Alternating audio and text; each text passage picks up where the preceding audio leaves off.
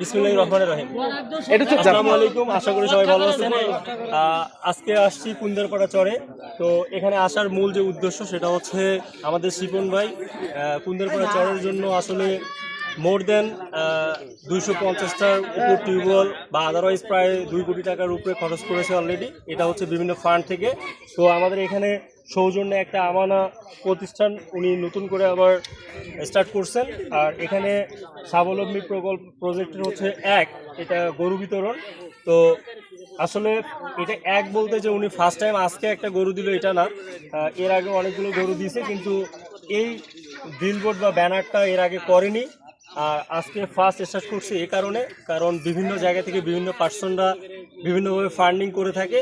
তো এই ফান্ডিংটা কিছু প্রুফ লাগে, কারণ সবাই একটা প্রজেক্টকে বা একটা পার্সনকে কিছু অর্থ দিচ্ছে একটা চরকে ডেভেলপ করার জন্য।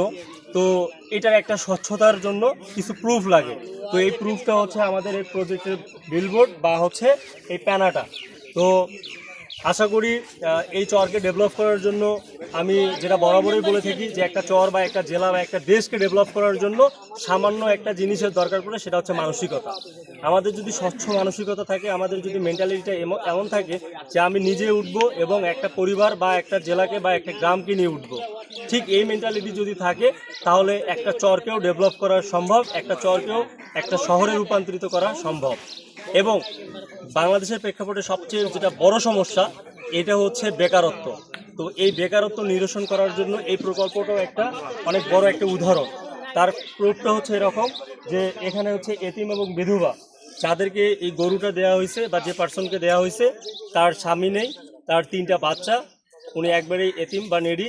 তো তাকে স্বাবলম্বী করার জন্য আসলে তাকে একটা গরু দেওয়া হয়েছে যেন সে ওই গরুটা ব্যবহার করে বা সেই গরুটা পেলে তার পরিবারকে স্বচ্ছভাবে পালতে পারে বা চালাইতে পারে, যেমন তার জীবনযাত্রায় যেন কোনো ধরনের কোনো সমস্যা ফেস না করতে হয়। তো এজন্য আমি বলবো যে এখানে আমানা যে সংস্থাটি আছে এটার জন্য আসলে সাধুবাদ। এবং আমি আমার ব্যক্তিগত ওপিনিয়ন থেকে বলছি যে তাদের সংস্থাকে যত ধরনের সাহায্য সহযোগিতা করা প্রয়োজন, এবং আমি নিজে এসে এই কার্যক্রমের সাথে সংযুক্ত থাকব। এবং আজকে আসি, সবাই ভালো থাকবেন। আসসালামু আলাইকুম।